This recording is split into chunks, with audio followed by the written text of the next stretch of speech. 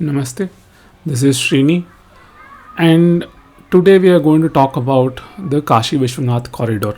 In this video, I will try to explain to you the importance of the Kashi Vishwanath temple.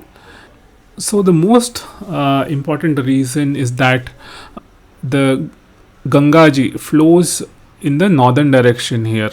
Northern direction is considered to be auspicious because that's the direction you need to follow if you wish to go to Swarga, that is Indra's abode, or Satyaloka, which is Brahma's abode, or Vaikuntham, which is Vishnu's abode, or Kailasha, which is Lord Shiva's abode. So that's the reason Sanatanis or Hindus will come here and die. If you observe the position of Manikarnika Ghat, it is said that anyone who's cremated here gets moksha.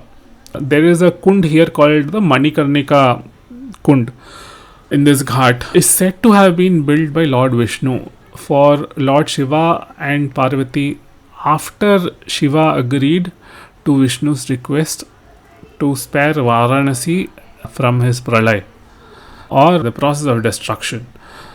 So that's one story. So there's another story, and this is about Brahma. So all of us know that Brahma has 4 heads, right? But no, he actually had 5 heads, and the 5th which faced the sky. The 5th head was cut off by Shiva, who was in his angry Bhairav form. And different Puranas will give you different reasons for this. Some will talk about the feud between Brahma and Vishnu as to who created whom. So the story goes like Brahma came out of the lotus that came from Vishnu's belly button, Padmanabha, right? So when Brahma got down, Brahma asked Vishnu, who are you and who am I? And at that time, there was this argument that happened, that who created whom. Brahma actually thought he created Vishnu. So when this argument was going on, then it was decided that whoever is greater has to do the Shodas Upacharas, the 16 Upacharas that you do for someone if you think that that entity is God. So just at that time, there was a huge pillar of fire that showed up near them, and both Brahma and Vishnu, they heard a voice which said, "Ask them to find the end of the pillar." So Brahma changes his form to that of a swan and flies up, and Vishnu changes his form to of a fish or a tortoise, and he dives down. So Vishnu reaches till the Patal Lok, okay, but he can't find the end of the pillar. So he gives up and he comes back. Whereas Brahma, he flies up and he reaches Satyaloka, and still he can't find the end of this tower, right? But he finds the Ketaki flower and a cow. So he convinces them to be his witness in front of Lord Vishnu. So all of them come down and they meet Vishnu, and Vishnu says, I could not find the end of the tower, end of this column of fire. But Brahma says, yes, I did, and Ketaki and the cow are the proof of this. So Ketaki flower says yes, cow also says yes, and so as decided, Vishnu has to start doing the Shodasa Upacharas for Brahma, so which is Dupam, Deepam, Vastram, and then you also wash the legs of the deity. It is Shodasa Upacharas are the normal puja vidhi, it's not a big deal. So when Vishnu is about to go wash Brahma's feet, that's when Bhairav, Lord Shiva, emerges out of this pillar of fire, right? Actually, he is very angry at what Brahma has done, and he is like, you have this materialistic desire, you want there's this one-upmanship, so that is why he takes his axe, cuts off one of Brahma's heads, so which is at the top, and then obviously Brahma sort of feels bad. He falls on the feet, and Brahma also gets cursed by Lord Shiva, saying that he will not have any temples just because of this one thing that he did. Right. So, and then there's another story of Brahma where it is the same. So he creates the first woman, first lady, first female, and he is so impressed with his own creation that he falls in love with this lady.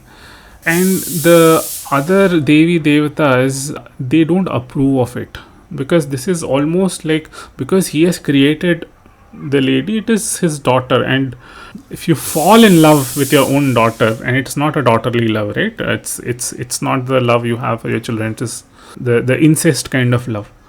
So Brahma is not ready to listen. So the Devas go to Lord Shiva, and again Shiva comes and he cuts off one of Brahma's heads, and that's when Brahma realizes that what he was doing was not appropriate.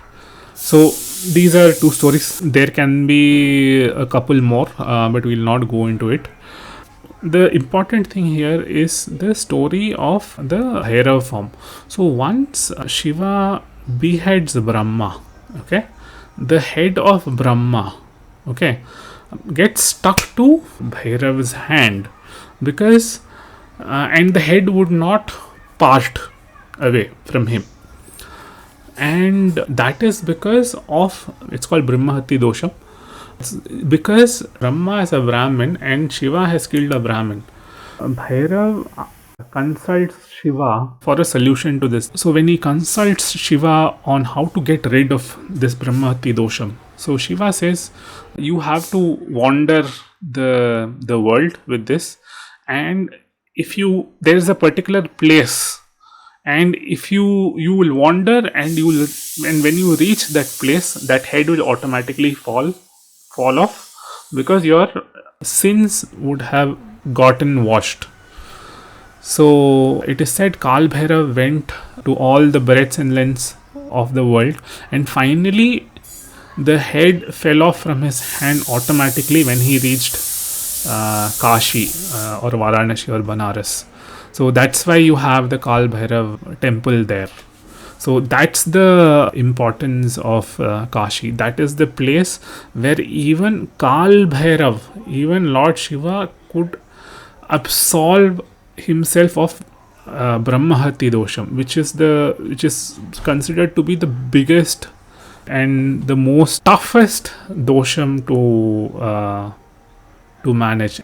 That's why Kashi is so important for Hindus. About the renovation of the Kashi Vishwanath temple, this is huge. This is really huge, because just to get from the bank of the river Ganges to the temple, I think it was about 3 kilometers. You had to go through narrow lanes. There was no way out. So what this government has done, they actually bought properties from people. They actually planned to buy 160 properties. They ended up buying more than 300, and they cleared it, they cleaned it, they spruced it up, and now you have a pathway directly from the ghat, directly from the Ganges. You can walk straight into the temple. It's about 350 meters or something, and that is absolutely awesome. Please do subscribe to this channel and press the bell icon. Please do share this with your near and dear ones, so that we can together figure out the third largest religion of the world.